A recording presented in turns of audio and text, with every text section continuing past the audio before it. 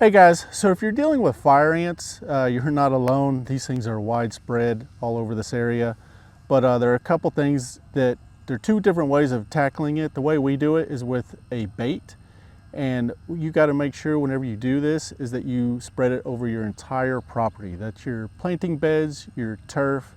If you have artificial turf, you want to put it on that. Any playscapes, just get it. You want it everywhere. That way the ants can grab it and do what they do with it, which basically they'll take it down in the colony. And the product we use is called Advion, and it will take out most of the ants within like 72 hours. It actually works pretty well. We've been using baits for well over 20 years, and we have really good success with it. So right here we have a mound. We just had some rain, so this popped up. I'm gonna treat it. And if you can see, I just have a small amount of bait just so you can see what it looks like. We use these little hand spreaders because it's a lot easier to apply the small amount that we need because it's 1.5 pounds per acre. So it doesn't take very much, but we can get this whole area, and we'll come check on this here in a couple days, and I bet this will be gone.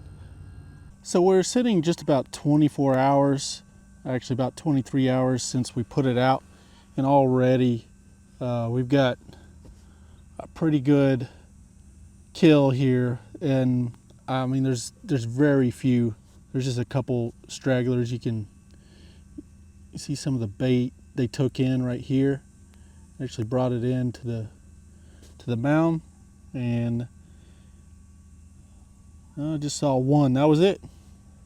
So we'll apply that 3 times a year, and that's normally during the warm months. It's when they're foraging. That way they'll take it in, acts kind of like a potato chip. They smell it, they'll take it right in and do its job. It's a great way to control the ants on your property. Just make sure you get the entire property. If you see any mounds pop up in between, then you can just treat the mound by itself. If y'all have any questions, just let us know. Thanks a lot.